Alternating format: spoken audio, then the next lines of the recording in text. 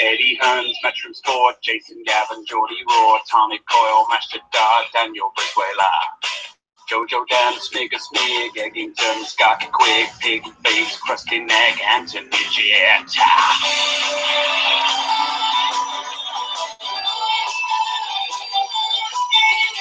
Johnny Ryder, Swifty Smith, Tesco Joe, here comes Jim, Bradley Saunders, Headbutt, Martin Murray, title shot, IFL, fight pass, Kilbrook out there getting slashed, Gary Cornish, silver title, Josh Warrington's wedding. We hit and run boxing, it was always fun, it's a heart beat honest.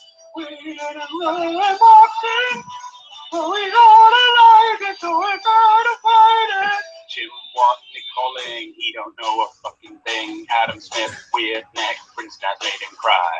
Paulie's on the payroll, AJ's on the Nandrolone. Ticket counts advertised to millions by Sky.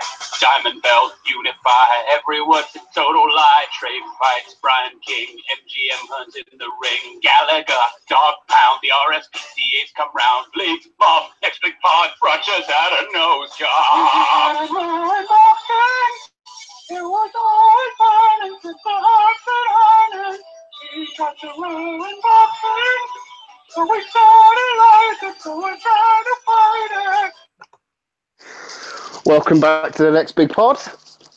Sorry we didn't do a show last week, but we thought there was nothing to preview because Manny was going to smash Jeff Horn. And as it turned out, that's not what went down. So we'll start straight with that. For a change, we're all in agreement that Jeff Horn won. And I don't want anyone in the chat to start saying, oh, fucking punch stats this, punch stats that. You can fuck yourself with punch stats. Jeff Horn won that fight for me, 7-5. Do you just want to give your scores and then we'll get into the actual fight itself to see if you did agree with me? I think Macho did, but I'm not sure with Brian. I scored it 114, 114. I watched it live and I actually tweeted at the time that I gave pretty much all the swing rounds to Manny. I definitely scored it in his favour. But yeah, no issue whatsoever with the 115, 113 scorecard. Jeff Horn, 100% a worthy winner. Are you, Brian? I had Horn winning 115, 113. See, when I scored the fight, I was apprehensive posting my scorecard because I just could not be. You know what it's like when somebody posts on, I'll abuse them, and I couldn't be dealing with that. I thought a right good weekend. I'm happy now, and I didn't want people absolutely fucking destroy me, right? But I didn't get any grief other than like fucking the odd wee fannies that hide behind like an Avi. But I basically had Jeff Horn up fucking 6-1 after 7 rounds. Right, and that was basically what I didn't. I didn't want to post that just in case I got absolutely slaughtered. But fuck it. The only round I gave like Manny. The first 7 was the 4th round. I what other people are saying. Like I heard like the Asylum saying that. Tommy basically saying that Manny was robbed and he had it something like fucking 8-3. No, sorry, 9-3 Pacquiao. But I think Horn absolutely fucking bullied him. Absolutely bullied him. Like for the majority of the first half of that fight, Manny didn't know how to handle him. And you know what I did notice? Fucking massive. Manny looked like an absolute. Is he massive or does Manny just look small and old? It could be because it's not the first time a genuine welterweight has made Manny look tiny, but it's the first time since Margarita where Manny struggled with someone's size. Aye, but it's like, see when you see Manny on the scales, I know he wasn't ripped or nothing like that. He just looked normal. He could eat. I think if he really wanted to, he could still make lightweight. I might be wrong, but I don't think he went out to the wild card at all for this camp, did he? He stayed in the Philippines and then went to Australia from there. Possible. So I don't really know. I don't really know how intense his training camp was. Obviously, he's juggling his proper political duties as a senator now. Obviously, so that obviously plays some part. And he's 38, and he's always been a small welterweight. By rights, he should be a lightweight or light welterweight, absolute tops. But his ability was such that he could fight the bigger men. These are the sort of fights that it kind of makes you question whether you actually know boxing, because Jeff Horn's shite. He is actually shite, but in that fight... Yeah, I noticed like pretty much in every round, he was coming forward and crossing his feet. The Manny of old would have lapped him up, not a problem at all. But he just kind of walked fucking through everything. You know what was good about Horn? See when Manny kind of tagged him with a left hand, he would fucking just come right back. You know how when you watch like Terence Crawford where he gets tagged and his first instinct is just to start throwing back. It's not to kind of fucking regroup, move back, then come forward. That was just Jeff Horn. Maybe the size difference did play a part in it, but he wasn't taking any straight. I know people were turning around and saying it was dirty, and you know I don't like dirty fighters. I didn't think that was dirty. I actually blame Manny a lot for the clash of heads, because what he was doing is he was kind of darting in, trying to hit him with a left hand, then to kind of shoot back out and see. And like maybe Jeff Horn was going down with the head, but he wasn't fucking going in with the head. It was just that Manny was just Manny was really, what's the word? Shite. And that's quite strange, because when Floyd retired, you became a bit of a pactard, didn't you? Exactly. You was defending Manny, you had him top of your pound for pound and whatnot. Yep. So it's not like you've just turned on him because you're a Floyd fan, because, like I say, you went full pactard for about 6 months to a year. But that's the thing. I don't score fights for who I like. I score fights how I think they turn out. I keep going back to it. I had like Kovalev beating Ward. I had like Canelo beating Lara. So I've not got this preference where just because I like fucking Floyd and I like these kind of boxers that I'm going to score for it all the time. That's not the way it works. I've scored Ricky Burns getting beat a good few times. So see it, and I think like Horn. It wasn't even like see when Manny had success later in the rounds. It's not as if he was absolutely dominating. Like, he had one fucking really, really good round, and that was the 9th? Yeah. 9th, yeah. But see that people turn around saying that was a 10-8 round. I've seen far worse rounds than that. He was hurt, but what he was doing, he was still able to fucking kind of move away from Manny. See when you're really in a bad way, you can't move. You're just like rabbit caught in headlights, and you're just fucking taking shots non-stop. But he was determined to move away. He was trying to hold on, and odd time he was like kind of thrown back. So I thought the referee was disgraced in that as well. He was desperate to fucking stop that fight. Yeah, in the only part of the 9th round when I thought he doesn't know where he is and he's not in control of what he's doing anymore was the last 10 seconds. Manny caught him with a shot. It wasn't even that big, and he just stumbled back from one side to the other. And I thought to myself, I looked at the clock and I thought, oh, you're a lucky boy. Because that was being stopped otherwise. There was another 20 seconds to go. But then he come back and won the next round. Yeah, and then the ref came over again at the end of the sentence and said, you need to show me something else. And his team went, he won that round, mate. I was quite impressed with his corner, because they went to his corner pretty much the camera went to his corner in between every round. And they was really calm and collected. Like, I thought they'd start panicking after that 9th round, but they didn't. They sent him back out, and like you say, he went and won the round. But I don't know whether to be disappointed in Manny's performance, or he's just old and he's not Manny that we used to know anymore, which is probably the case. I think, do you know what? It reminds me of in a way. When I was watching, it's another fight when completely the opposite thing to what everyone expected happened. When I was watching Fury and Vlad, I sat down with that little fight score app I got on my phone, and I was starting to score that. And after about 3 rounds, when I realised what I was watching, I stopped scoring it. And it's the same thing with Manny and Horn. I just stopped scoring it. I had to watch it again to score it properly, because I couldn't believe what I was seeing, because it was so unexpected for me. But there we go. Right. I was thinking that this morning. Basically saying that people going about how bad the Tyson Fury Vlad fight was. I've only watched it once and watched it live, right? But really good. And I don't know if it was just basically because I was watching something that I fucking really did not expect, and I just get kind of sucked in. You know, sometimes when you watch these fights and you just morph into a pure casual, and you're just enjoying it, and like it was like that at the weekend. People turn around and say that Manny fucking Jeff Horn fight wasn't good. I enjoyed it, but it was probably just the fact that I was. Yeah, I enjoyed it. I thought it wasn't a display of like boxing technical ability or anything like that, but it was quite fun to watch. It wasn't scrappy. Not overly scrappy, anyway. I think it was you. I says to you, see if that was Andre Ward or Bernard Hopkins that done that to a fighter, people would be raving about him. See, because it's a mad white Australian, they're turning around and saying it was a dirty fight and all that. But see, for some reason, like the likes of Hopkins and that, it's cynical, it's fucking classy, it's sneaky, gets credit for it. I don't think Horn was fucking dirty at all in that fight. I think it was a good win. I think the abuse that he's got is ridiculous. I know, like, I know people have mentioned like the Tim Bradley fight. I know, but granted, I'm one of the very few people that actually had that fight fucking close, the first Tim Bradley fight, and I've had shit for that as well. But no, Jeff Horn won that fight. Have you got any?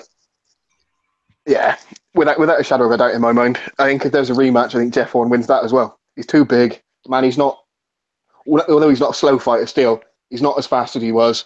He's not throwing the volume of punches that he was. And he's not a fighter like Floyd, where Floyd could lose sort of 2 or 3 steps and still beat most people because his ring IQ is so great that he knows what you're doing before you even think you're doing it. Man, he's never been that type of fighter. He's just volume punching with a lot of power. I think people need to... a little... Go on, sorry. He was a little tornado, and now he's just a strong gust of wind, and he's not the same fighter anymore.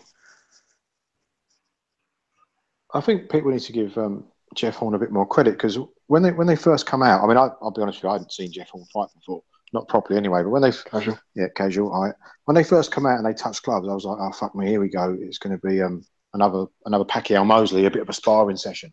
But straight from the first round, he put it on Pacquiao straight away. He backed him up through combinations to the head and body, and I think he shook Manny. And Manny said after that he wasn't expecting that kind of level of aggression from Horn. And I was actually surprised at how quick he was. I thought his hands were quick, and his movement was quite unorthodox. So what he would do, because Manny's never had much of a jab, he just flicks the jab to throw the backhand. What Jeff Horn would do is almost like a footballer at times. He'd drop the shoulder to go one way and then shuffle the other. And his unorthodox movement kind of confused Manny, and Manny never really got into a rhythm. And I just thought, I know you guys don't like the dark arts. I don't mind it. And I thought, when he was in the clinch, he would punch anything. Horn would punch anything he could. He'd punch the arms, the shoulders, whatever he could, the back of the head. He would punch out of the clinch. Sorry? I'm glad that people do that. No, he did do that. And he also bullied him. He bullied him. He leant on him. He ducked his head down. And to be fair, I don't care if I get stick for this. He old-manned him. He old-manned him in there at times. He threw him around like a rag doll. He really did. And the key thing is, as well, is that there's too many people out there, too many boxing experts, so they pick Manny and they're too scared of being wrong. So they're pushing this narrative that he was robbed just to make their original predictions seem a bit better. What we've got to do, we've got to hold our hands up and say, fair play, Jeff Horn. Because a lot of fighters, when they get their chance, they talk about, I'm going to leave it all in the ring, I'm going to do this, I'm going to do that. And they do fuck all, people like Paul Smith. But credit to Jeff Horn, he went there and he left everything in the ring and then some. He's done everything that he could do. I thought he was brilliant. I really, really do. He deserves all the credit. And also, in terms of Manny, people saying he's shot. That is not a shot fighter. Manny might be over the hill. He might be past his best. But a shot fighter cannot do that, go at that pace for 12 rounds. A shot fighter cannot dish out the sort of punishment that he did in terms of the volume of punches that he gave. He couldn't also receive the punches that he got. He had 2 massive gashes on his head. And he kept coming. A shot fighter cannot fight at that pace. It's definitely not the Manny of old, but that's not a shot Manny. 100% no chance. No, but you've got to be the Manny of old to deal with people of that size. When they're that much physically bigger than you and stronger than you, you can't just be good. You've got to be great to overcome that sort of physical difference. I'm not doubting that, but people saying that shot to shit Manny, you cannot fight at that pace. I agree with you. He's not shot. It's not shot. If he went down to 140, for example, I'd pick him to beat, or maybe 135. Let's go even a little bit smaller, because I think he could make that without really trying. Oh yeah, he could. Other than your Mikeys, I think he gives anyone a fight there when he's on equal terms size wise with him. Yeah, he definitely. He's still a handful. I get people are sad because Pacquiao's one of the best fighters of our generation, and there's an army of Pactards out there. And I've never been his biggest fan. I've not been his biggest critic. I'll just take him as he is. But yeah, there's probably a lot of people out there a little bit disappointed to see him now on this road show and getting beat by fighters like Jeff Horn. But you've just got to give him credit, because I thought he was brilliant.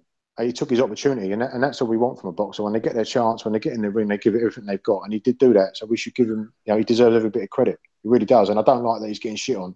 He's getting way, way, way too much stick, and I think it's completely uncalled for. Manny must still carry some fucking power on him with the damage that he done to Jeff Horn's face. Jeff Horn's face was an absolute mess at the end of that, and that wasn't unless when Manny was getting his heat split wide open, it was Jeff Horn's cheek that was doing it. But Manny must still carry some absolute fucking monster power. And I know that you've got like Paulie that make out that he's full of steroids, and no doubt about it, I think he was. But he can't be on them anymore. But the state of his fucking face, I know he's white, and I know sometimes white people get marked up really badly, but his cooting was in a fucking terrible nick at the end of that. And see one thing with Jeff Horn, you thought he was going to gas because of the pace he was setting. That guy's got some gas tank on him as well. He was relentless. Yeah, and people have accused Jeff Horn of maybe being on the gear because of that, but I just think that's taking credit away from him again. Just admit that he was the better fighter on the night and he beat your favourite fighter of the past sort of 10 years. Just deal with it. It happens. What do you guys think of the referee? Because I've seen a bit of debate about what he did in the 9th round. Now, I've criticised referees for not sticking their oar in corners. Now, you don't want a referee getting busy on every single round, but I think it was a good neck and Groves fight. I can't remember if that was Terry O'Connor or not. Whoever the referee was that night just paid no interest whatsoever in between rounds. I really like what the referee did. I like that he got into the corner and said, "Look, if you don't show me something in the next round, I'm going to stop this." And you probably I think you probably see less contentious stoppages if the referees do that, because how many times have we seen a fighter get their cunt kicked in and their corner's going to them, "Oh, you're doing really well, you won that round." But to see the referee go in there and say, "Look, if this carries on, I'm pulling you out." So the corner knew where they stood, Jeff Hall knew where he stood, and you could argue that he won 10, 11, 12 off the back of it. Whether the ref should do that or not, open for debate. But me personally, I really like that. I'd like to know what you guys thought of what the referee did in the round 9. I agree with you, but I think if you look back to that episode after Crawler and Ayers 2, I think I criticised Howard Foster for going over to the corner and saying I'm going to stop it. I criticised Howard Foster because he went over to the corner and said he was going to stop it, and and Gallagher put his arm around him. No, Gallagher, they had a conversation about whether they should or shouldn't stop it, and it was like, if the ref wants to stop it, he should just stop it. But the ref... it was Gallagher. Was it not Gallagher that said he wanted to stop it, and then the ref said, "No, I'm not going to stop it." Yeah, it was Gallagher, and I think Foster went over to say, "I'm going to stop it," and the only one protesting was Crawler. Yeah, that I don't like. You don't need to have a conversation, but the referee was quite matter of fact. If you don't show me anything in the next round, I'm stopping this fight. There wasn't a big conversation. That was Gallagher just trying to fucking be all Hollywood and stick himself in the limelight when he's trying to make out that he's saving Crawler. What was it, the end of round 11? So that's wrong. There shouldn't be a fucking debate about it. If the ref wants to stop it, he stops it. But this wasn't that, was it? He just said, "If you don't show me, I will stop it," which I thought was fair. Well, I tell you what I didn't like about it. It was really the first bad round that Jeff Horn had. So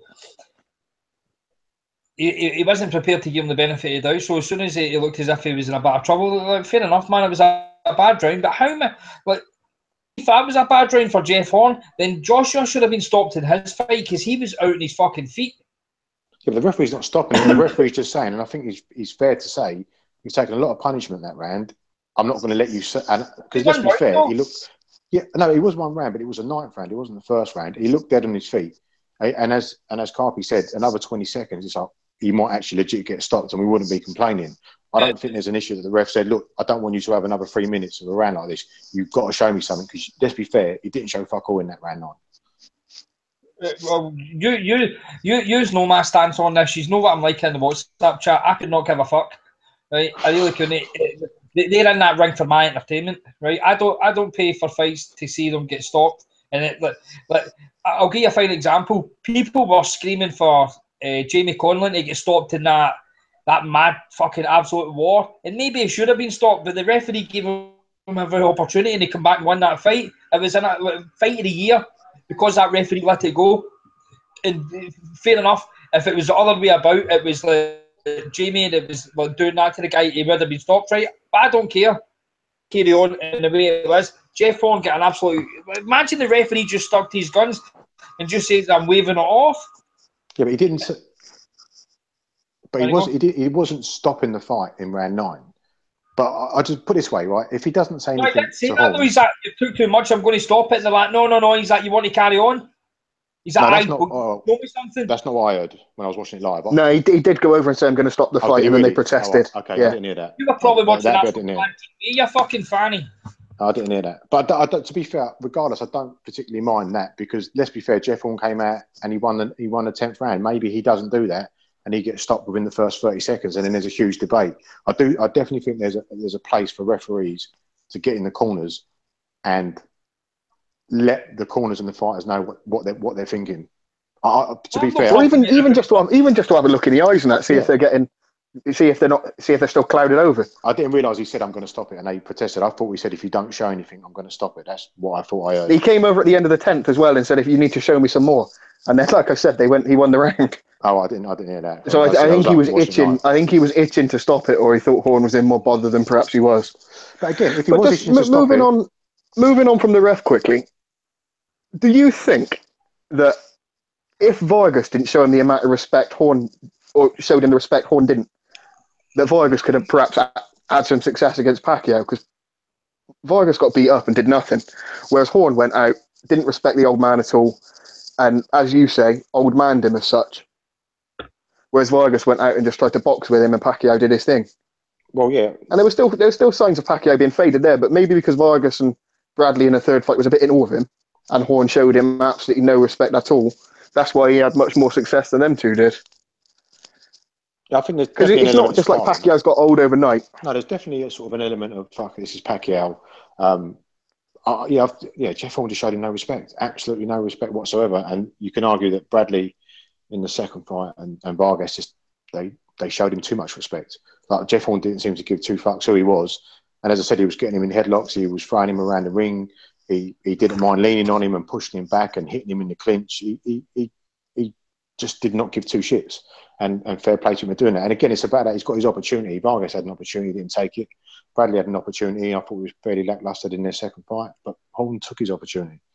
And fair play to him. And that's what we should be talking about, really, giving him credit. And not that it matters what a fucking no mark like I think, but he's made a fan out of me, and I'm looking forward to seeing what he does next. To be honest, what do we think he does next? I think a rematch. There was a rematch clause. It'll do bigger business this time.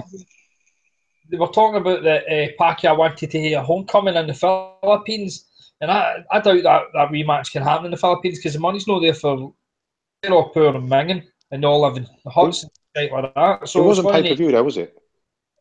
It might be pay-per-view in Australia. It was pay-per-view in Australia. Oh, okay. Yeah. Of course it was. They put fucking Cat Cedas and Danny Green on pay-per-view. But see with the round. See with the rounds like discarded to the 10th round where they come back, come back. What do you think Horn's best round was? Oh, fuck knows. I can't remember. But probably the first round. He just went out and set the stage from then. The first round is the one where I thought, fuck me, we might have a fight here. I was shocked at the boxing fucking rant, giving that to Pacquiao. But the first round? Aye. Yeah. No chance. No, I think Carby, he beat the now and But he outlanded him. I think Carby beat the now. How can you score a round to someone when they get outlanded? It's impossible. I mean, I like the rant, but I like the rant a lot.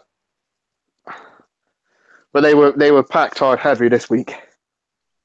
Not that I care. I still like them. They're funny guys and that. But let's be fair though. After that first round, I was the same. I was like, oh hello. I know we could have a little tear up here. No, yeah, I think you're right. Actually, the first round, I was surprised. Again, I'd never seen him before, so I didn't know what to expect. But yeah, no, the first round.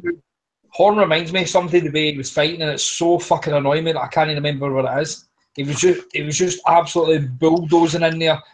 He had absolutely no respect for Manny's power either. Even what for me, Manny, see when he slowed down his work and he timed them, he had better success with it, but he just refused to do it. Even see if you look at the 9th round, see when he slowed down his work, he timed them with, I think it was a left hand, and it fucking absolutely wobbled him.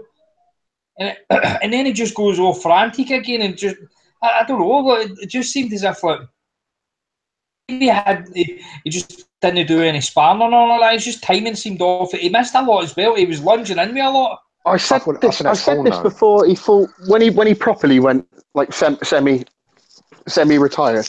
When he got into the Senate, I don't understand how Filipino politics work. I don't understand ours, but he was a congressman before, wasn't he? And now he's a senator, and it's much more involved apparently. Politics session. And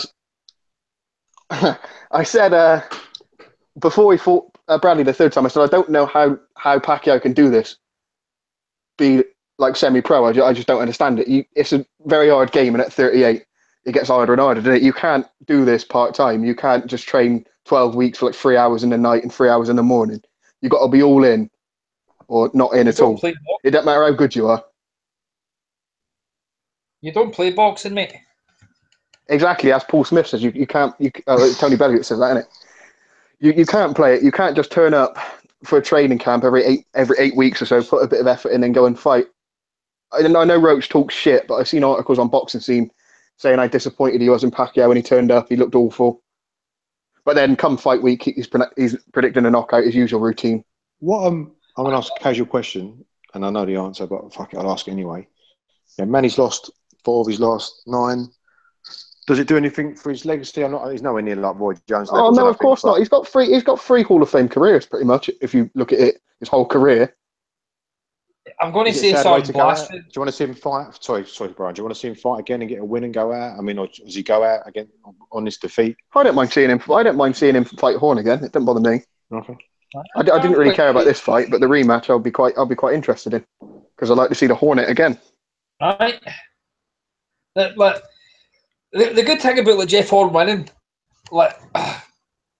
is he's obviously got the Manny Pacquiao rematch, but Hearn's no got nothing where they can entice him. You know how they're like, oh, I can get him over for a unification with Brook. You know for a fact that slag would have been right in there trying to make that fight, but he's got absolutely nothing. I think like the way Jeff Horn fought there, he makes Brook quick. It would be a fucking rough fight because Brook likes to get in and be a bit dirty, but he would absolutely fucking obliterate what Can. I think he would absolutely fucking ruin Can. What do you make of? I know this will be an ugly fight, but what do you make of Horn versus Porter? Oh fuck me! I'll be honest, man. Oh, how brutal would that be? I would be happy if I never seen Porter fight again. I wouldn't mind seeing him fight Danny Garcia. I like that fight. Brian, what was you going to say blasphemous about Pacquiao's career? Was you going to shit on it? No, I'm a fucking heavy flow man, but he's got the win over Pacquiao. But seriously, see if I was doing like fucking all-time greats, I would have Pacquiao ahead of fucking Floyd. It's the executioner stuff, isn't it? It's the Morales, Barrera, Marquez. Them 3 wins in itself are like Hall of Fame worthy. Pacquiao was Hall of Fame within like one division. Yeah, before he even stepped up past lightweight, he was Hall of Fame. Aye. Yeah, and then you've got up until Cotto, you've got another Hall of Fame career, and then after that, after 2009, when he ain't knocked no cunt out, he's got a Hall of Fame career, like beating Margarito. Then. Well, yeah, but who cares? They all were. Who gives a shit? I used to never give him like credit for a Margarito fight. I don't accept that it was for a world title because it was 150, right? But I went back and watched that fight. Man, the size difference is fucking frightening, and he put an absolute beating on him. He ruined Margarito, absolutely fucking ruined him. Margarito was never the same because of that, and I think it's made a day with the fact that because Pacquiao's coming to the end of his career, I can appreciate him more. When about 4 years ago, I absolutely fucking hated him. But it's the same as I used to hate Mayweather when I was younger, didn't I? I despised him. And he's the bullshit about the catch weights and all because he was pretty good, pretty bad at that. But his fight, I don't think there's one fight in his resume that you wouldn't go back and sit and watch. Is there any? Maybe the Clotty fight. Mosley. The Clotty fight. The Joshua Clotty fight's horrible. It's at that AT&T Stadium, and it's just Pacquiao landing 1,000 punches on the gloves. Yeah, that's fair. The Mosley fight wasn't too much better either. That was like a sparring fight. But yeah, Clotty was pretty terrible. Just a quick question, and it's another casual one for me. Jeff Horn, 29 years old. I mean, how much do we think that might take out of him? Because that's a hard fight. That was a hard fight. Can he do that again? Or is it just a stupid question? Well, we'll have to see, won't we? At 29, you'd think he'd have more miles in him. He's not had many fights. No. That's another thing, you know, because I'm always out walking and I'm listening to boxing podcasts, so my mind always drifts to shit. And they were talking about like the Femi Vlad rematch and how they need a like Hearn, how they need like someone to get up for it. And kind of get Vlad the Pulev, and I'm thinking, I was like, right, you fought in front of like say 80,000, like 90,000 people, right? But it's be hard to motivate yourself to go back to the O2 to fight like guys like Pulev. And I know that boxers are like total professionals, but I'm like, when you think it must actually be hard for maybe like Horn to get himself back up for like fighting fucking I could see him fighting Anthony Mundine or something like that. So, see, unless it's like I don't want to use a Hearnism, but like his journey has just begun, I guess, and it making winning that fight has made him maybe not massive in Australia, but certainly he's going to be like a household name now from that. Because they're a bit like the Brits, they bat their boys to the end of the earth, like, so we'd have been on every fucking paper, every radio show. If Heyman had anything about him, Heyman would be like offering Horn a fucking good few million quid to fight Thurman. That's what it should be. But we'll offer, because you only get 500,000 for that, and it may have been 500,000 Australian dollars, and I don't know if that's more shite than American, is it? 500 is like the Australian dollar shit. He must have got I don't know. Not a clue. He must have got a cut from the I'd imagine so. Aye, true. He might get a bigger cut of the pay-per-view, but I want Manny to carry on. I wanted Floyd to carry on. I fucking was raging when he retired. Obviously, I don't want him to carry on fighting like McGregor, but I'll take that fight just for the total logs. Just for people getting pissed off. But I would be shocked if we didn't get the Horn-Manny rematch. I think it makes sense. Obviously, ESPN, Stephen A. Smith and that stirring up the controversy angle. Teddy Atlas out there barely able to speak. That's fucking ridiculous. Do you ever sit there, when you watch the fight, sorry, Brian, and so I scored it 1-4, happy with the 1-1-5, 1-1-3. You scored it to Horn. When you see all these fucking commentators and all these pundits going off for one, do you ever sit there and think, have I got this fucking wrong? Or are these guys all spastics? I know they're spastics. Yeah, I know they're spastics as well. They all got agendas. You've got to think, ESPN would have wanted Manny to fight Crawford. That would be what their end game was. So Horn winning that has completely upset the apple cart. They decided before that fight even begun that Manny was going to win no matter what happened. So they're telling you a different story to what's going on in the ring. You know how they turn around and say, "Oh, Manny didn't go and fight Crawford to hand over the torch." Is it, like, I don't get that. Nobody's got a God-given right to fucking lose a fight just so you hand over. He's handed over to Jeff Horn. Tells Crawford gets this fucking this mythical torch that people talk about. Like, there's no God-given right. You know, people turn and say, "I Floyd didn't do that." How? Since when in the fucking rule books that you need to fight some cunt that you're probably going to lose to just so they can take over? No, you know my opinion on that. I don't think they have to lose, but I think they've at least got to offer themselves up. And if they can't be beat, then that's on the other generation, not on Manny or Floyd. If Floyd kept fighting, if Floyd fights, for example, in my opinion, he still beats Thurman, he still beats Spence, he still beats Garcia, he beats all of that lot.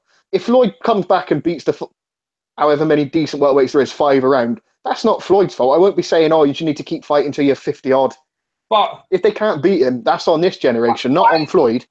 Why did they need to fight Crawford to hand over the torch? He's just fought a guy and get beat. So what's so bad about Jeff fucking Horn getting the win instead? I don't think there's anything wrong with it. Yeah, he should have fought Crawford, but there's nothing wrong with him losing to Jeff Horn because it's made Jeff Horn into, I wouldn't say a star, but at least a decent name in this sport now. If you're a promoter, or as you say, if you're ESPN or whatever, yeah, but you want on your fucking list, Crawford, didn't you? Oh, you're fucking right. Carry on, Macho. What was you saying? No, I was saying I agree with you, Carpy. Like, if you put your promoter, if you're Eddie Hearn there, the ideal, or ESPN, or if you're a money man, the ideal scenario is that torch gets passed to Crawford and not Jeff Horn. Like, and as Carpy said, these fighters should offer themselves up, but also he's gone to fight Jeff Horn. Jeff Horn's done a number on him. Jeff Horn's now legit. Happy days. So, like, the torch has been passed to Horn. Who can beat Horn? Who beat Pacquiao? That's fine. But Brian, other than Floyd, who's your favourite fighter of the last 20 years? Oscar? For saying like everything comes off a jab in it, so it's Oscar with you. I loved Oscar. Oscar and Nazim were the reason I got into it. See, and Oscar did it twice. He didn't have to fight Floyd at that point, and he didn't have to fight Manny. He really didn't need to fight Manny. But he didn't he didn't fight them just like, "Oh, I'm going to pass the torch." He fucking actually thought he could beat them.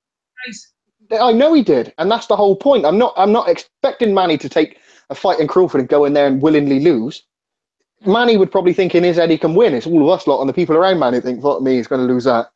But Oscar at least had the fucking minerals to get in there with younger fighters who were on the up when Oscar was on the decline. That's all you want. There needs to be some sort of crossover between the generations. That's why I admire Vlad for fighting Femi when he didn't have to. Right, just on that. Horn's that crossover. He's a fucking daddy. Yeah, I know. But Jeff Horn's not going to go on to have the career that Crawford would. And Crawford beating Manny would give him a massive, to use a wrestling term like a rub, it'd put him over. But I tell you what, I'm happy that Jeff Horn won, because I tell you one thing, see if Crawford got the Pacquiao fight, unification, and maybe it's not as fucking sexy, but I like to see. When do we ever get to see a guy that unifies a division? So we're actually getting a better thing out of this. Be Manny no fighting him, and understand your point. Actually, it's maybe good because then Crawford will get a proper fucking number one pound for pound American staff. Fuck your Andre Ward, he cheats. So we hate Crawford like the top guy. He's took like Scalper Pacquiao, but we're getting fucking like a fight for all of the belts, so it's probably worked out better for us. It's worked out better for fans. I'm a belt whore, you know. I fucking love a unification, so I'd rather have this. You're telling me then, hand on heart, you would rather see Crawford versus Indongo, which, other than the belts, in my opinion, is not a competitive fight at all. If it wasn't for the belts, Indongo wouldn't be sharing a ring with Crawford, which is kind of why the belt system works, I guess, in the same token. Then Manny versus Crawford. You honestly tell me you'd rather see Crawford versus Indongo. Indongo fucking beat Ricky Burns easier than Crawford did. Relic beat Ricky Burns easier than Crawford did and didn't get the decision. The scorecards say otherwise. Fuck off. Do you want to leave the Manny fight and segue into this ESPN deal then that Bob's got? Because he's announced Loma and Mariaga, which I'm not too over the moon with. But what about the King of Ireland, fucking Mickey Conlan? Did you even watch that fight? I did watch it. Oh, you did more than me then. That wee guy was a midget. You know how like, if you watch Gangs of New York, that wee guy was like an extra in it, just walking by. He looked like a wee fucking shit cunt with no build with this big handlebar mustache. Just like, I don't even know where they're going for, but he was teak tough. At least in matching Mick fucking solid with tough guys, so I'm happy that. Come on, the Irish. But so they're going to need to get better opponents just because I think like fights just because the guys are so shite. They don't want to fight back, so he's just kind of. I don't even know what sort of fucking fighter Michael is with these fighters and these opponents, but I tell you one thing: if this was him doing that, I'd be raging because I don't need to see like a guy making his debut and all that, or headlining shows and being like fucking co-mains and all that. But I didn't watch the co-main with that wee Filipino guy. Who won? I don't know. I didn't watch that either. I woke up late. I was a couple of rounds behind, so obviously skipping through the conversations in the corner, I managed to catch up. So I didn't watch any of that, and I haven't gone back and watched it because it just doesn't interest me.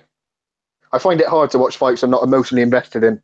I didn't know who the fuck if I know the result. And they were wee midget bastards. Who it is? I'm not fucking watching wee fucking. Let's size them. You could put them in a baby grow. But nah, I fucking. Right, let's move on then. Let's move on then. Crawford and Indongo, we just covered that briefly, but we'll go a bit more in depth on it if you want.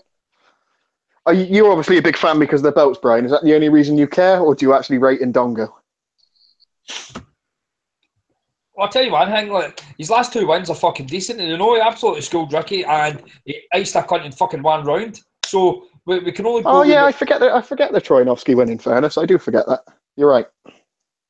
He's awkward as fuck. He's big. He's long. He throws loads of punches. So he might give Crawford look problems. Crawford's a big guy and all. I mean, this could turn out a pretty good fight. We just don't know enough about Indongo to know whether he's any good or not. Yeah, it's strange that, isn't it? Having a unified champion in a decent weight, like a weight everyone watches, 140, and everyone doesn't know a fucking clue about him. He's longer odds to beat Crawford than fucking McGregor is to beat Mayweather. Yeah, we're not going for that. McGregor's the king of Ireland. That fight is for spastics like Tebow. Are you in the chat, Tebow? Tebow says that I quote the old fucking Oscar. Fucking big. And Bob also announced Loma and Mariaga. Mariaga obviously had the good fight with Valdez, which is going to be up there for Fight of the Year. Loved it. Loved that fight. Yeah. Do you love Loma versus Mariaga then? At a weight up from his fight with Valdez? No, I don't. But we all know why this fight's fucking happening. We all know why this fight's happening. Because of that wee spick bastard. Wee fucking shite bag. We only take a fight. I'll tell you one thing. I bet he doesn't even take the fucking Gervonta Davis fight either, because we know what Gervonta Davis will punch his fucking cunt in. There's absolutely no danger he's going to get paid. TNT. They offer fucking Salido 720 grand. Well, that could basically buy him fucking half of Mexico, because they're all fucking minging. They've got no money down there. And he's he wouldn't be driving his Uber anymore, let's put it that way. Aye, he'll not be having to fucking fix his own houses and all that and 4.5 euros. But you're trying to tell me that he's going to get offered about £1 million to fight Gervonta Davis on the McGregor undercard? Get the fuck. You know, I don't want to use it because I like the fact that Pacquiao didn't give him the fifth fight, because I feel, in my opinion, Marquez won the 3 fights, and it's about fucking justice that it finished the 4 fights with a knockout, right? But this is a bit similar. I don't think Salido's ever going to fight Lomachenko, because he's always going to have that win over it. So you've got wee fucking perverts like Nyota for the coalition that fucking lose their shit all the time over this because, he fucked him up, No, he get bullied off a big dirty bastard in fucking his second fight, and he doesn't want to give him the rematch. I want that rematch. I want to see Loma fucking smash his content, because I can tell you one thing, I think Loma could kill him in the ring, and I don't mean actually win the fight, I mean actually fucking literally kill him. I hate Salido. He's a dirty cheating bastard. Not only is he a dirty cheating bastard by punching people in the balls, he's also a cheating bastard because he takes steroids, and he's also a shite bag. I want him to fucking fight Lomachenko, get his cunt kicked in, then I want him to fight that Berchelt, so Berchelt absolutely puts him in a coffin. Fucking raging over this. Mariaga's a good fighter too, but Lomachenko's going to absolutely bust him. And he's coming off an absolute I kind of feel sorry for Loma, because he's one of them again where he might be too good for his own good. It's like Golovkin, because they're not offering fucking absolute spazzy money. The people aren't going to fight him. Yeah, well, obviously it's obvious what Salido's done. He's going to fight Davis and probably get 300 grand, and then even after that, the Salido fight will be there for him. He can retire. The Loma fight will be there for him. He can retire on that fight. He can do what he wants, because that fight. That fight will always be there, because Lomachenko wants to get that win back. Yeah. But the money will obviously come down the more losses he takes. Well, he's already about 40 losses, ain't he? Yeah, 11 or 10. He's he's like one fucking bum away from being stopped, because he's getting put in his arse all the time. He's getting hot a lot more. He should have just took the Lomachenko fight. Just cash yourself out. That Gibbons, his manager, is an absolute fucking gobshite. But does it matter though? I mean, I know that you absolutely hate Salido. That's fairly clear. But does it, in terms of Lomachenko's career, if he doesn't fight again, I don't even think that's much of a blemish. Does it even matter, considering what he's done and who he's beaten since? Does it matter if I do think it'd be nice to see him get that win back, because in the manner he received that loss, it's pretty unjust.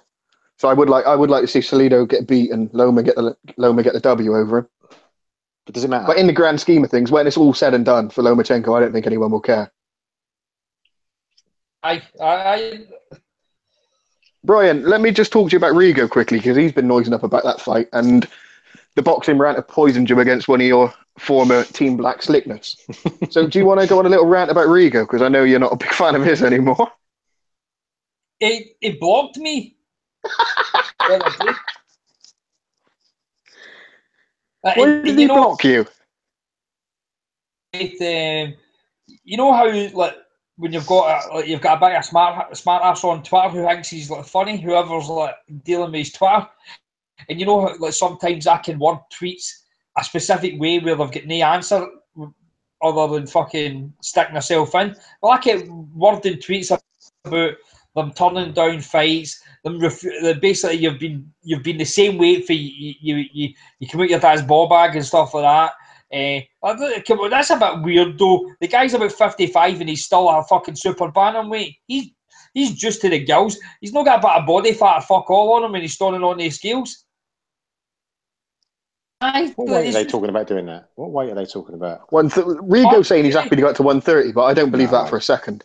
He's way too small to go up to 130.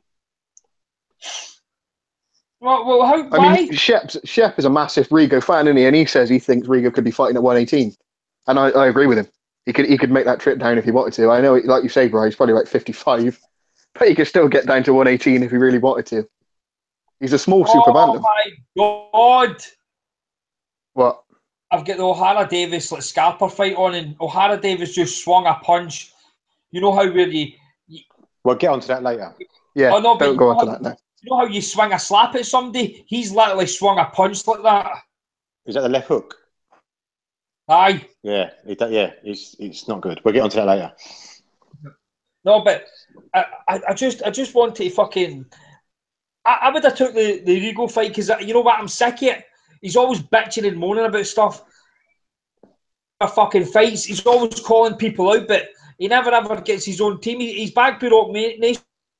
If you want that fight, why don't you get your management to make a fucking offer then? Why are you always turn around saying these people are fucking duck me? Why does it always have to come to you? You're fucking Rigo. You can't get a fight, so you should be chasing people to try and make it. You make people an offer that's enough for them to get in the ring with you. All you're doing is sitting on Twitter being a pure gobshite. I honestly wish the boat fucking sank with him and Lara in it. I'm sick of seeing him now.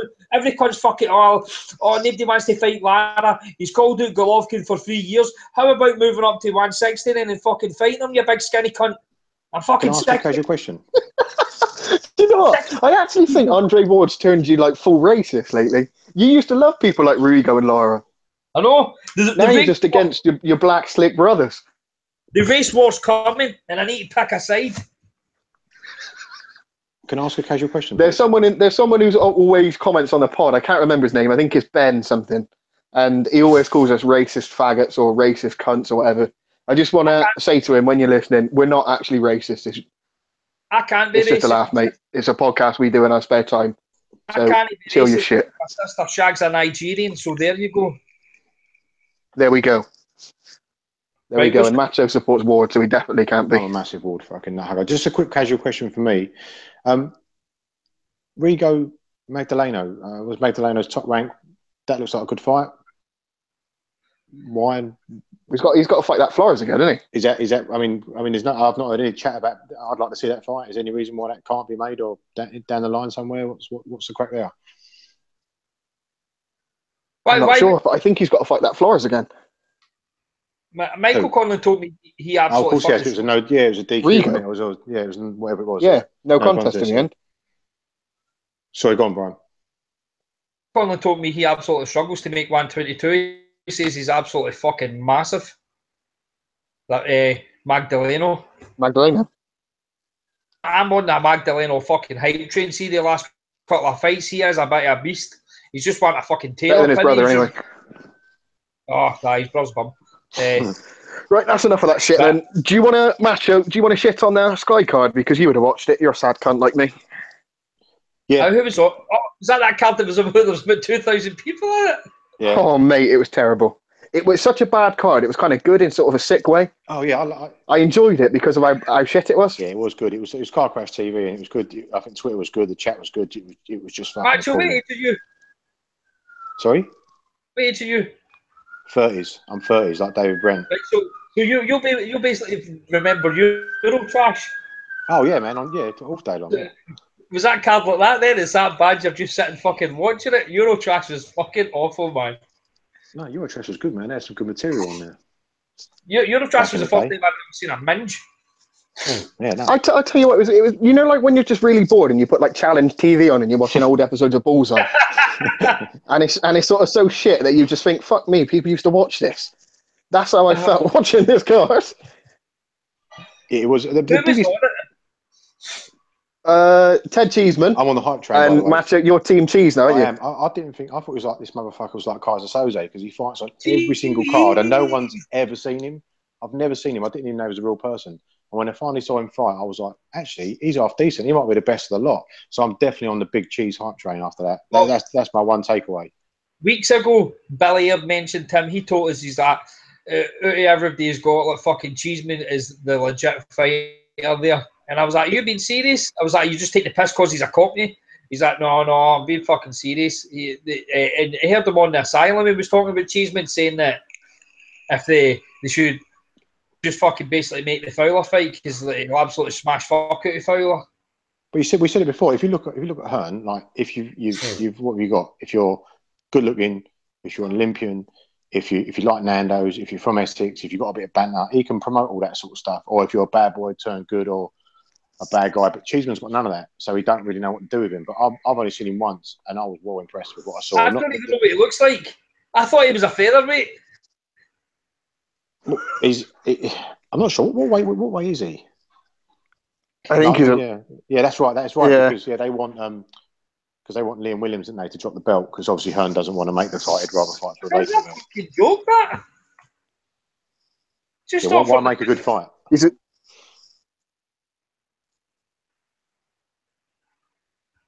Oh, are you still there? Yeah, sorry. Just one thing. My one takeaway from that, apart from Cheeseman Hype Train, was I don't know if anyone saw the main event, but that commentary was fucking appalling. And I mentioned this the last pod we did.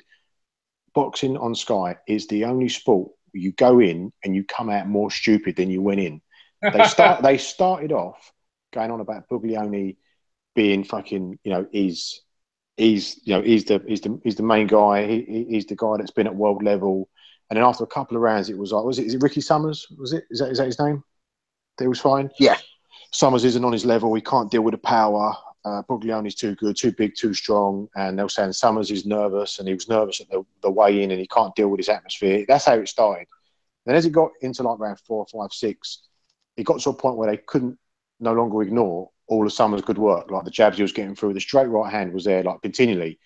And then they started to change and started going, well, actually, Summers is doing well now. He's getting into this fight. And then towards the end of the fight, they were saying Summers has proved he's on Buglioni's level. And I'm sitting there going, well, are you now telling me that both these guys are world level? Because you started telling me that Summers wasn't fit to lace Buglioni's boots. And now within 3 or 4 rounds, you're telling me he's on the level but you also told me that Buglioni was world level.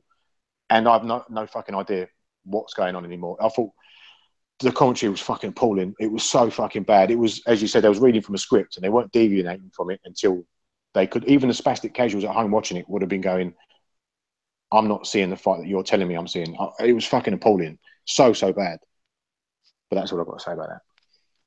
Oh, on that, after the Conor Benn fight, when them two spastics, a little and larger, when it was Spencer Oliver and Femi doing the analysis. By the way, wasn't he, Femi? He was definitely off. Oh, they both sort of come to the conclusion that Conor Benn should fight for a world title in his next fight. I'm like, what the fuck are you two watching? Femi was like, I don't think it's going to be possible to hold him back. What do you mean hold him back? He should be held back in fucking school, not fighting for a world title. He fought a guy on 24 hours notice. He took 3 rounds to get him out of there. And then I can't remember what it was. It was that guy Norman on Twitter that said that Conor Benn's fast becoming the biggest bellied in the Matchroom stable. And that is some going, considering how many fucking tools they've got in that stable. But do you see his Instagram after? He was like, that's it. I'm going to start taking people's zeros, all these bums. I'm going to start taking zeros. I mean, what fucking zeros are you going to take, mate? You fought with a few 6-rounders. Again, I've got no issue if you turn it over early. Do whatever you want. I don't care. Don't put him on primetime TV. And then I've got loads of people up on my Twitter saying, you can't, why are you criticising him? He's only a novice. Mate, don't stick him on at 9:30 on Saturday and tell me he's ready for a world title. If you're going to do that, I'm going to fucking criticise him as much as I want. I'm going to put him on a pedestal with other guys at, fringe world level, if that's what you're telling me. It's just fucking appalling. I mean, I shouldn't watch it really because it just fucking does my nuts in, but as you know, I had to watch it just because it was boxing and it was also so bad. It was funny, but fuck Conor Benn. Absolutely fuck him. I want him to make the Garrido fight. Let's see him take that fight. One more thing before we move on. Lawrence Okolie is fucking shit. He's really bad. He's a big lanky spastic and he's getting beat as soon as he steps up at any decent level. There's nothing talented about him at all. Buatsi, fair enough, looked half decent, but still, it's his debut, you can't tell. But Okolie is fucking guff. Hold on. The World Boxing Super Series has just tweeted out the cruiserweight lineup, right? And they've put out all the flags, their nationality. You know what Perez has got? Cuba, / Ireland. Oh, that's fucking awful. It's not even Irish. Look, how did he do in the Olympics? Who? Okoli. Did he get a bronze? I don't think Okoli got anything. It was Buatsi got the bronze, wasn't it? Yeah, I don't think Okoli got one. I might be completely wrong. But Buatsi was one of the ones that Floyd was sniffing around, I think. No, did he not lose to the Cuban guy? I can't remember. Because they were hyping up Okoli. Like, fucking Savon beat Okoli. That was it, Savon beat Okoli. Yeah, that was it. Yeah, I think it was Savon, right. yeah. The one who Femi robbed. They were hyping up like Okoli, like something awful, right? Up until Buatsi appeared, right? But they've been hyping him up, making him out to be an absolute killer. Like obviously he's fighting bums. But every podcast I've listened to has not said one good thing about Okoli and says he's a knockout waiting to happen. He's a bit like Wilder, just all completely. All of his limbs, his arms and his legs don't really work in sort of unison. He's doing something with his legs and his arms ain't following. Like his legs will be halfway across one side of the ring. Yeah, he got hit quite a bit, yeah. I'm sure he got buzzed in one of his fights. He did. This is nothing. They're already hurt. Did you see that shit on fucking IFL when him and Chamberlain? Now that's one I can get down with, Isaac Chamberlain. But they're already I'm down with fucking Chamberlain. You know, I'm on that train. You see, he's bad over these Olympians. You can tell it, man. He's fucking raging over them. But they're already talking about it's an 0-2 fight. It's already stressing me out. It's already Hearn's talking about again. Oh, we'll do it when we can make mega money. You're lying, you fucking prick. It's not about them making mega money. You're not a manager. You're a promoter. It's about when you can make mega money. And they're already going, oh, we're going to turn it into a fucking big 0-2 fight. And do you know what? It was, I don't know if you saw the interview. Hearn was the one who stirred it up. Hearn actually said to whoever it wasn't Helder or fucking Coogan. It was the other little rat that does it. But he already said that, like, oh yeah, I went over to Okoli and said, like, you know, Chamberlain's over there. Then I went up to Chamberlain and he just instigated the whole thing. And he's just sitting there with his smug grin on his face. And now we're going to have to deal with probably 2 years of shit between these two until they finally fight, if they ever finally fight. I just can't be dealing with it. Intense beef, mate. How did Buatsi look? Hard to tell. It was his debut. The fellow he was fighting gave it a go, but obviously he was completely outmatched. He was game, wasn't he, the fellow he fought? Yeah, he took a few decent lumps and that and kept going, so he didn't just fall down at the first shot. But you can't really tell on someone's debut, can you? Because they're really eager to get a knockout. I see the thing with that though. Like, you know how you kind of watch all these Olympians and the debuts and that. You know how when you watch like a 4-rounder, I don't enjoy watching 4-rounders. Like, see when I go to the amateur shows, I don't enjoy it. I know that the guys run about me sitting thinking I'm a bit of a snob, but I was like, I don't enjoy this. Like, why I was like, because it's just absolute fucking frantic fighting for 4 rounds. They're like, well, that's exactly why they fight like that, because it's their 4 rounds. I was like, well, but see the likes of like Josh Kelly, and I know Josh Kelly's fighting fucking shite here, but I'm getting sucked in. He knows what he's fucking doing for the first belt, and he's not a pure like fellas just get in there like he'd first, just trying to actually fucking wing away. There doesn't seem to be any sort of like training or tactics in what they're doing. But with the likes of Kelly, there does seem to be. He seems to look like he's got a gist of what he's trying to do in that ring. Is Buatsi like that, or was Buatsi just like in there just trying to seek and destroy? No, he wasn't windmilling. He boxed, but again, he was looking for a knockout. It wasn't like he was sat back and relaxed and knew it would come, like you say with Josh Kelly. Well, I didn't watch that because of the amount of bad results that were going in there. So he was getting a lot of hype in the Olympics because he was actually stomping people, wasn't he? He was actually stomping guys in it. Like, yeah, Buatsi stopped a few, but it was Joe Joyce who stopped most of them, other than the final, I think. Yeah, he knocked someone out to get into the quarters, I think, if I remember rightly, or whether he got on the semis. Yeah, he stopped someone. He was the first person to stop someone in the whole tournament. Buatsi was, to the best of my knowledge. Anyway, I might be completely wrong, but I hate Buatsi, but he's boring as fuck, and I get the sense that he's going to be a bit like Femi, where he's just not. Well, he's managed by AJ Boxing, isn't he? So you can see it coming. He's going to start being humble, saying his prayers and eating his vitamins and stuff like that. But you want a bit of a happy medium, man. You want maybe like a bit of like a fucking like a nice like clean cut guy, but like with a bit of Saunders, isn't he? You don't want like fucking 100% Billy Joe Saunders, but you want a bit of him, isn't he? You want people to just be normal. Why don't they just be themselves? Why can't they just be themselves? That'll do. I think Saunders normal don't sell, does it? Normal don't sell. Aye. Well, the only way Femi gets away with it is because he actually does it in the ring. So that's one thing. If you can, but I know Oscar was like the kind of clean cut guy, and he got away with it because he was like leathering people in the ring. But I just can't deal with these fucking like Hearn's just trying to make a story out of absolutely every fighter, and not every fighter needs one of these X Factor stories. And you know how when you're watching the like reality TV shows, like every cunt's got a nan that's just died. Like every cunt's just some cunt's just died in the fucking family. He's going to eventually. I'm surprised he got rid of ringside because he could do that, but like you're going to get Boassi, like how you doing? Like, oh, I'm fucking doing it. I'm really happy at Matchroom and all that. I've been training today. My gran died yesterday, and then they do half an hour about how his gran fucking helped him, like when his mom was on heroin, and like she took him in and saved his life and looked after him and all that pish. And you know you're going to get that with these cunts because it's just a constant fucking story. It's basically Hearn sits and watches fucking EastEnders. And just says he don't. He sits and watches wrestling, and he nicks everything from Vinnie Mac. He nicks everything from Vince McMahon. Literally, it's just like the whole thing is just fucking textbook wrestling. Hey Brian, you know how like back in the day when then talent shows first came out, like Pop Stars and Pop Stars Arrival, and that like the whole nation used to stop to watch the final. And then now when X Factor's on, no one gives a shit. It's like, oh, stop singing, you Greek cunt. Like now, no one gives a fuck. Do you think that would be the way like Matchroom goes? Like they'll do this reality angle for so long, and then people will just stop caring. They'll actually want to see something serious. They'll want proper boxing, not storylines and manufactured shit. I can't even remember what it was. It was TalkSport I was listening to, and guys were phoning up complaining that that's what boxing's turning into. They're like, I'm a proper boxing fan. I fucking watch all the boxing. I like going to shows all the time. He's like, but what I'm no liking it now. It's just basically it's just turning into like just fake storylines all the time. Into like fucking like WWE, and that's exactly what they fucking said. I was like, there you go. So we're not the only ones that are fucking noticing this.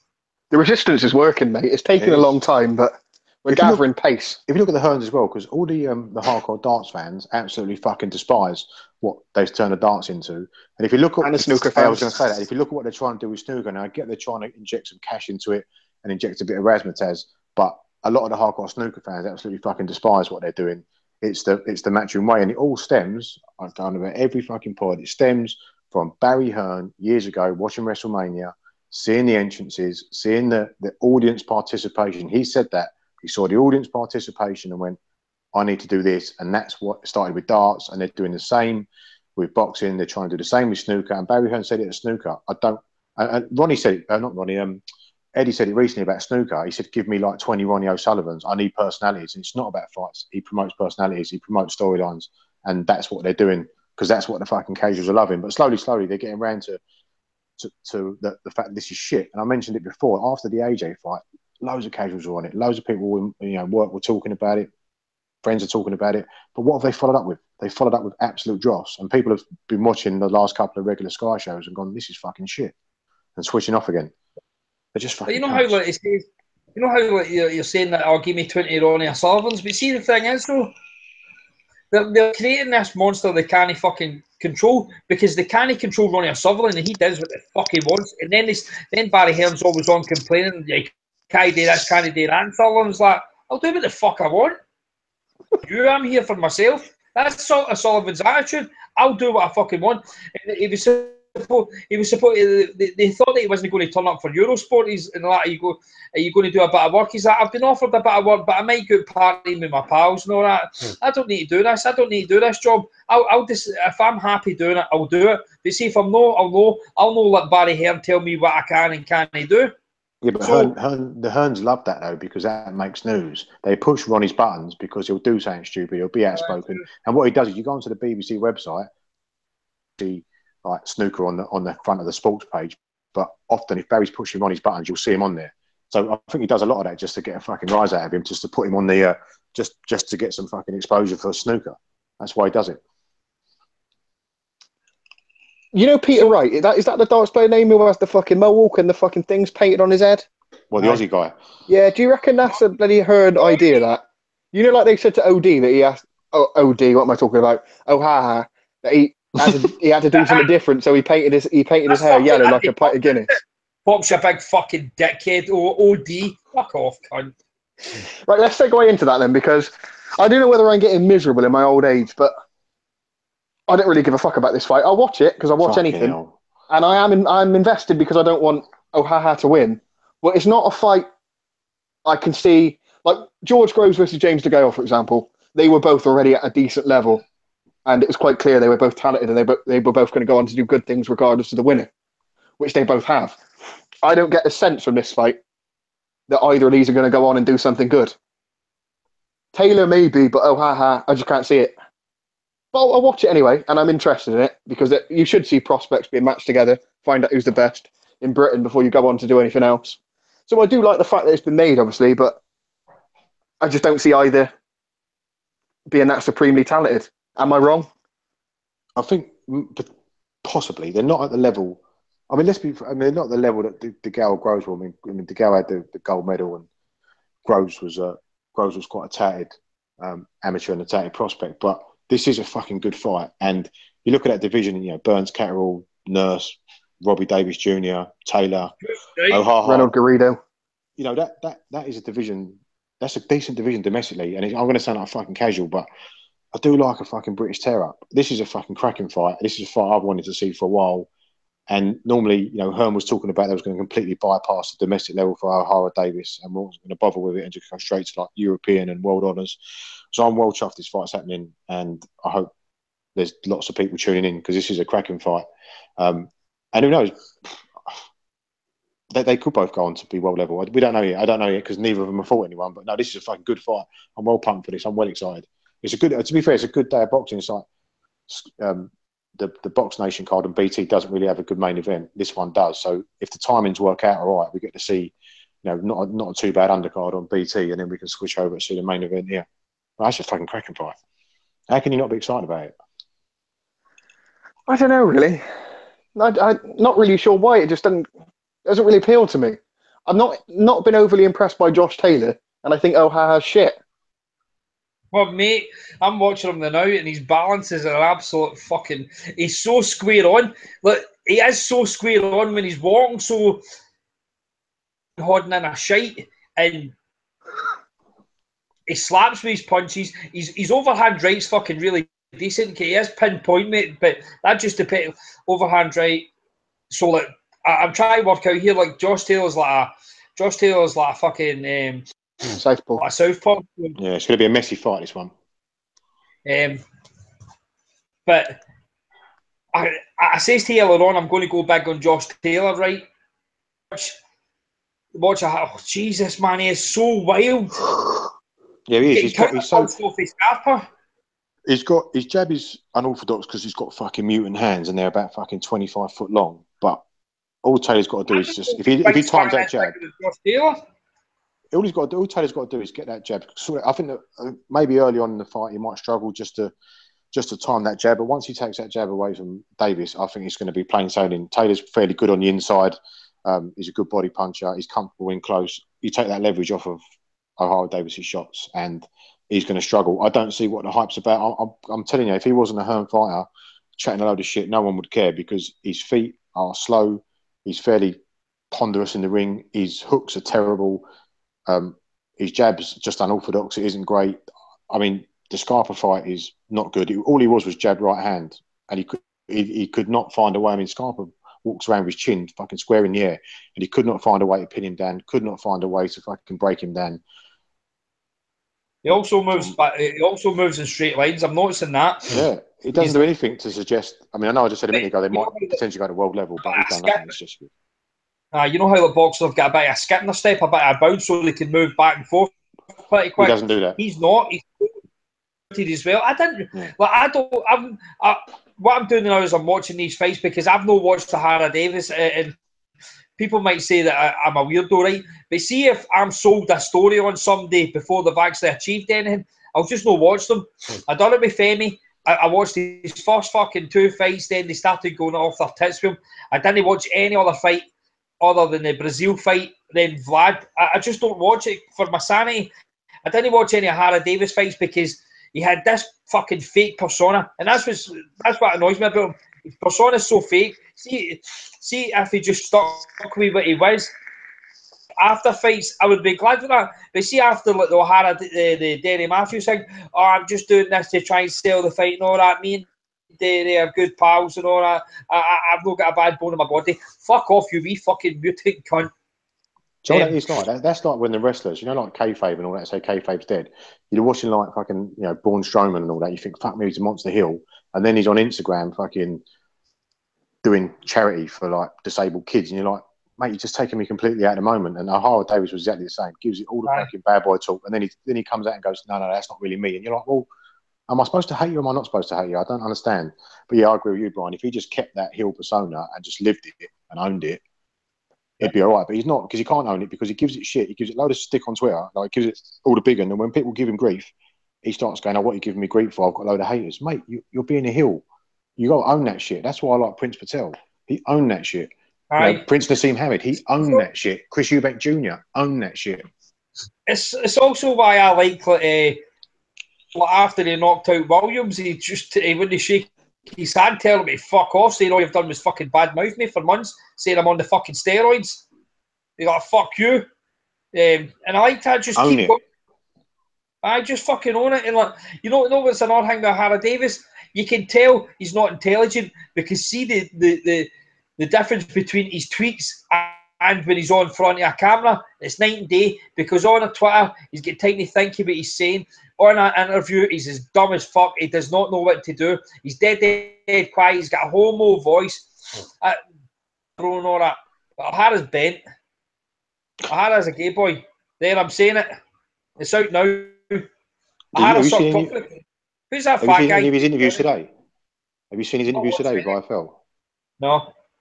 Watch a couple of them. Watch a couple of them if you get the odd 5 minutes, because you're right. He's absolutely terrible. He's mumbling and he's stuttering and he's going on about how his glasses cost more than Davis's entire purse and all his trainers' purses, and his glasses are the most expensive thing in his world. And he's driving an Audi. It's just fucking awful.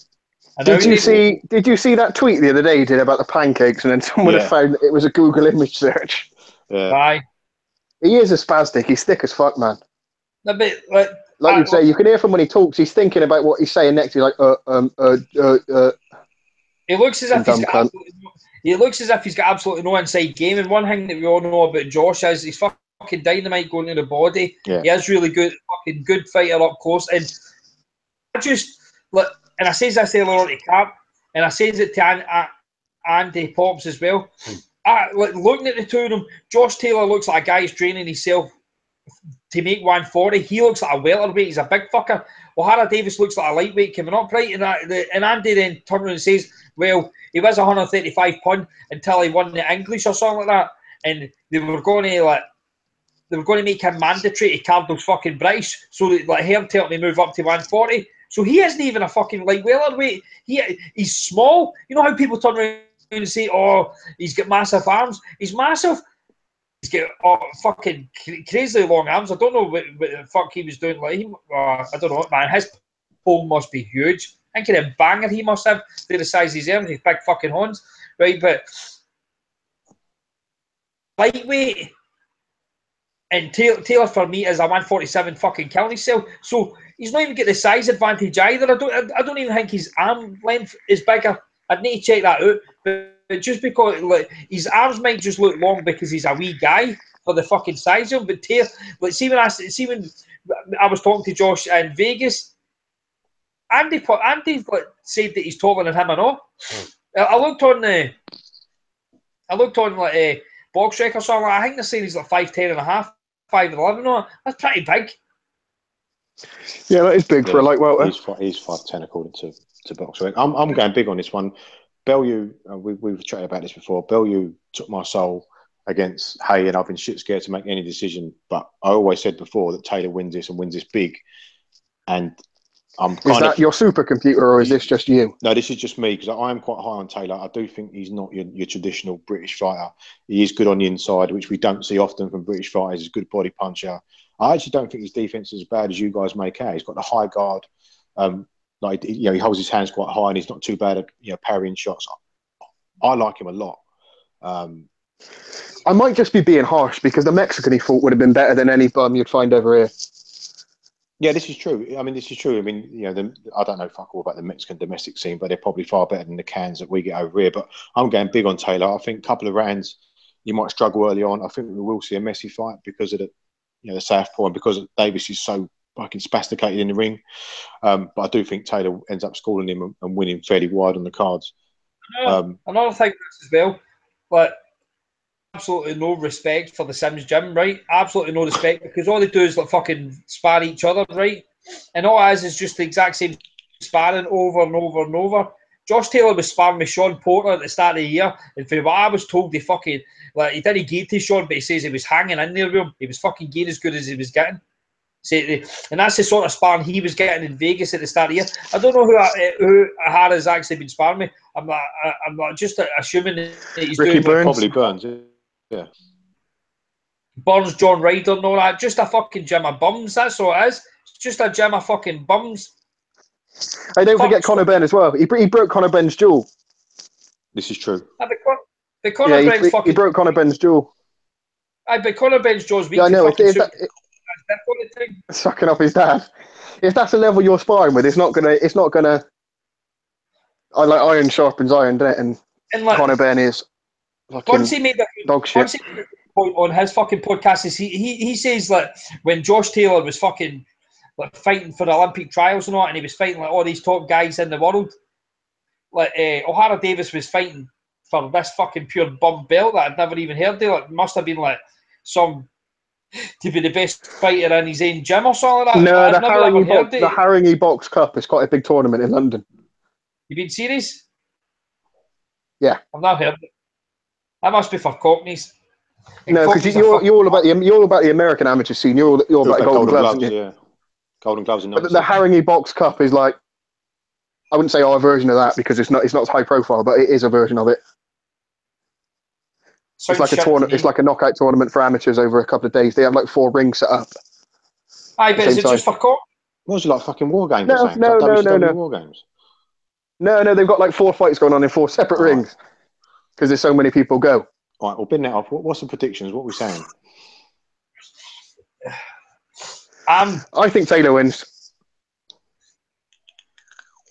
You know, I would say Taylor wins on points. I'm with Macho here. I don't like making a prediction now because it's now getting to the point where people are picking against the guys that they just want to absolutely hammer me on Twitter now. I have got people DMing me and all, fucking O'Hara's going to smash him, and when he does, I'm going to absolutely slaughter you. So it's getting to a stage where I don't want to hang my balls out the window here just so I don't get slagged. But watching O'Hara with more confidence now that I think Taylor can stop this guy because he's absolutely garbage. And if Taylor can't beat him, then he shouldn't be in a boxing ring because there is absolutely no. There's no skill whatsoever with what O'Hara Davis does, and Taylor was a sort of fucking really good amateur. For me, he's been hurt too often in the pros. I always seem to see him with a black eye, but I think he's got the better trainer. I think he's got the better guys in the gyms. I wouldn't say Conrad Cummins is at any great shakes or all that, but see if you put Conrad Cummins in with fucking John Ryder right now, man, it'd be an absolute war. Al Frampton in there, who's an absolute fucking gym rat. Like Groves will be floating about from time to time. Like, they all need to be in the same gym. So Barry McGuigan in there as well. He's surrounded by better people as well, and like they're not going to get fucking Towie and all that, and like McGuigan's gym. Oh, fucking hunters are benders.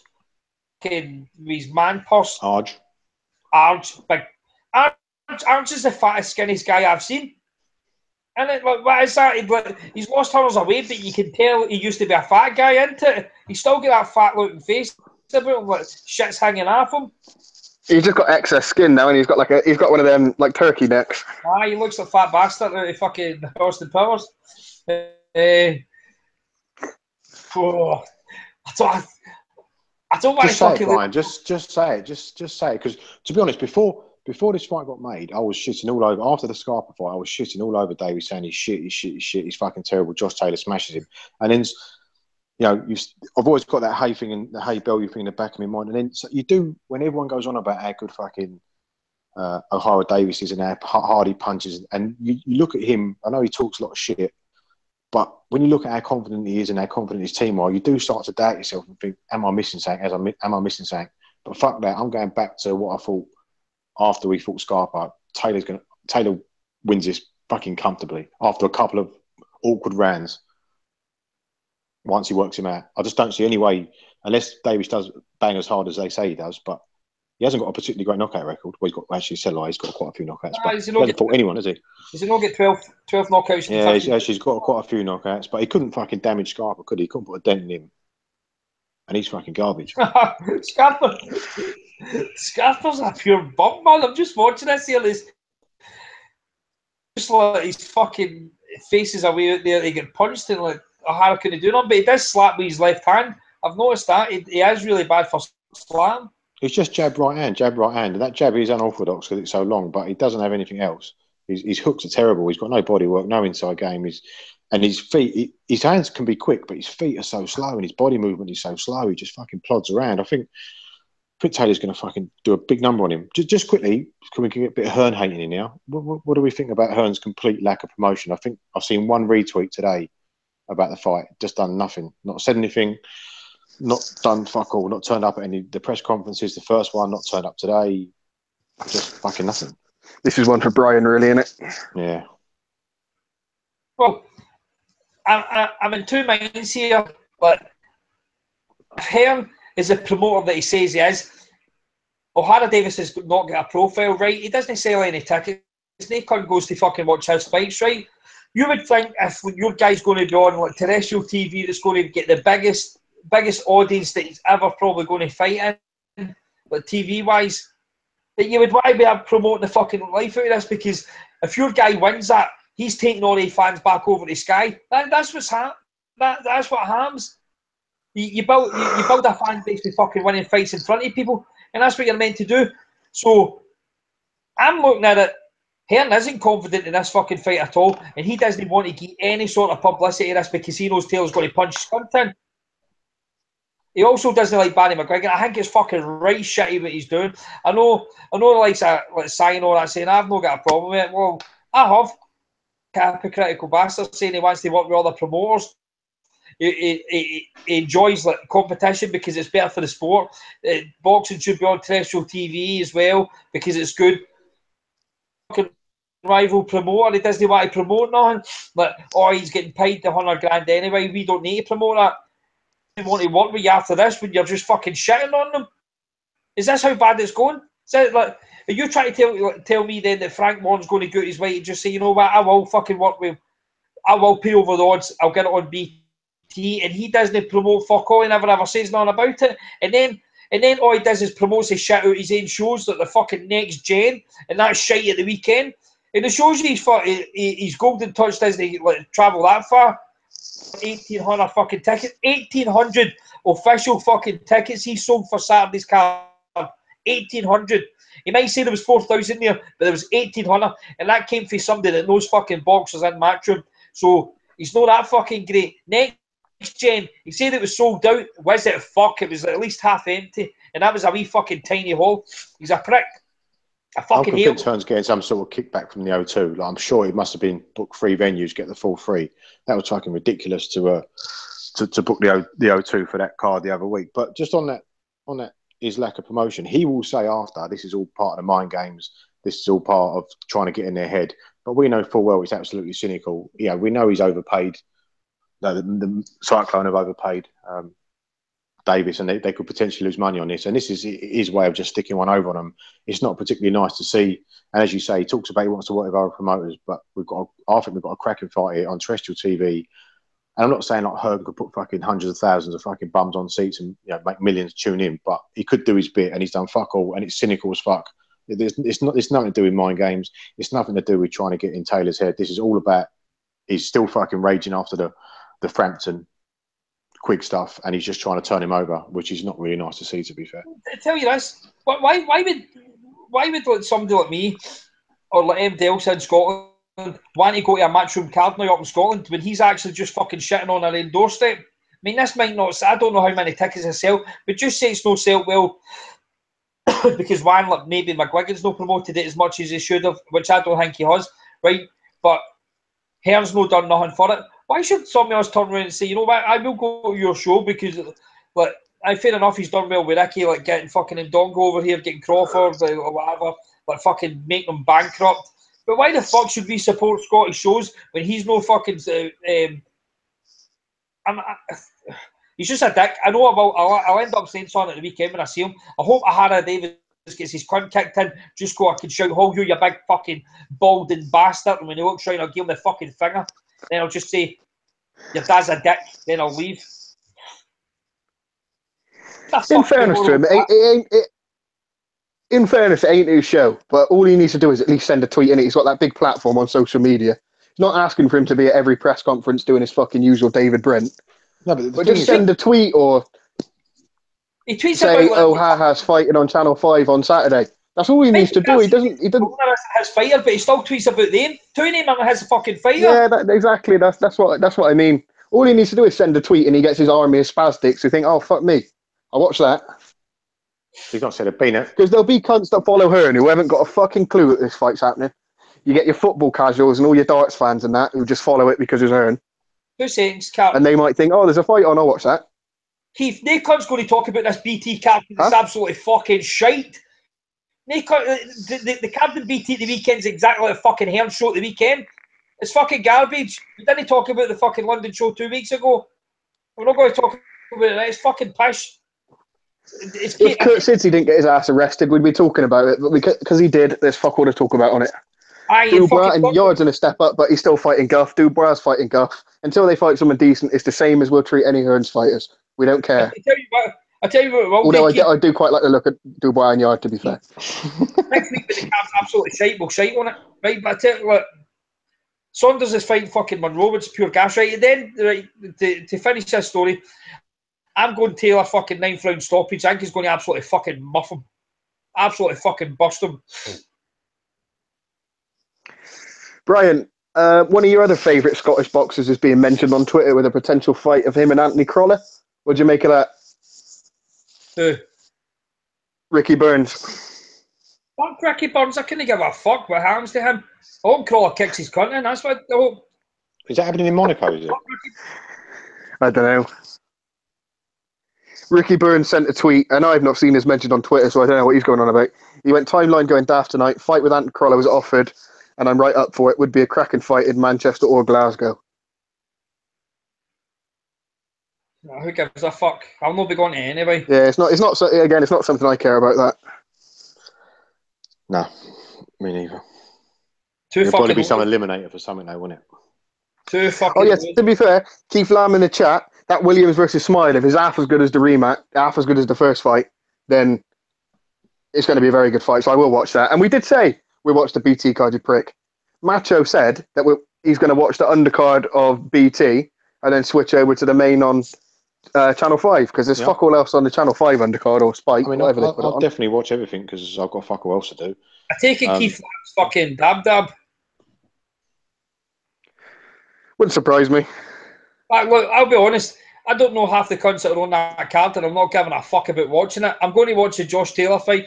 I'm actually going to a show on Saturday. It's a fucking family thing that I need to go because I've been getting grief. Then I need to leave that halfway through and go to the fight. So fuck the BT kid. It's fucking shite. The only reason I want to watch that because I thought like Saunders was fighting Kursaidze. After that, I can fuck off. They can't shouldn't be on fucking primetime TV. That card should have got pulled. Could not give a fuck. Hughie Fury's not listed on BoxRec now because he was listed TBA, but they've taken him off now. Was it exhibition? So I told you this morning, didn't I? It won't go on his record. So he's definitely still fighting then? It's just a move about, pretty much. It's just glorified sparring. Fucking hell. Why don't he just do something behind closed doors? What's the point? I don't know. Oh well. But yeah, about that, Hughie and Parker, is that announced what's going on with that then? Yeah, that's happening, isn't it, in September? Well, the only person who's tweeted it is Fat Mick. I haven't got a clue what's going on with the Furies anymore. It's difficult to fucking keep tabs. I thought Warren was promoting them. Or Hughie, anyway. Who knows? Brian, are you done anyway? You got anything else to mention? Anything else to rant about or blow your load on? Is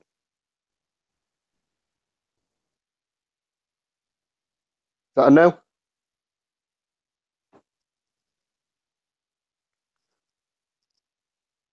Where the fuck's he gone? This is riveting. Yeah, we can't close this down until Brian gets back, but I think we're done pretty much if you lot want to fuck off. Yeah, Manchester, Joseph Parker, man. What about Andy Yardy? Very briefly. Any opinions on him? Is he legit?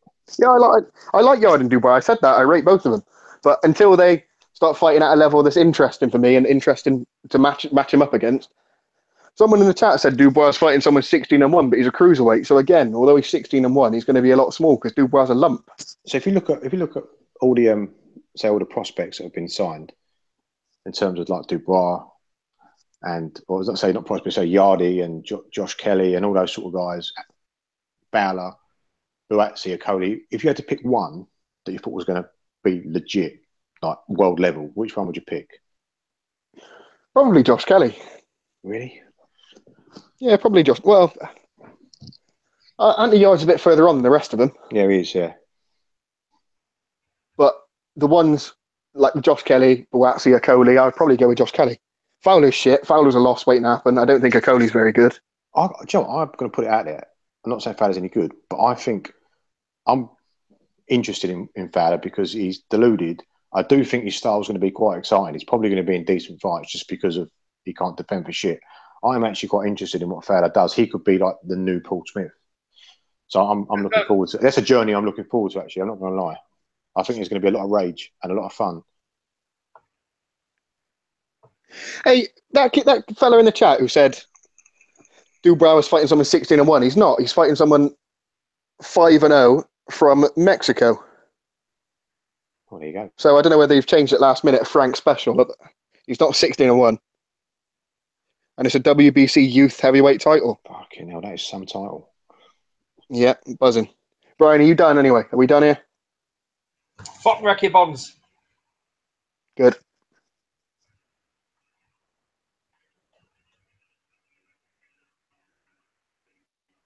Have you turned this shit off yet?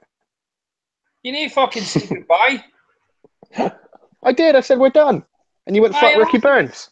That's All right, let's do it. Let's do it more professional. Then ignore the 30 seconds before this. Thank you very much for listening to the Next Big Pod. We'll be back next week to review Ohaha, get this cunt kicked in. Thanks for listening. Up the fucking ra.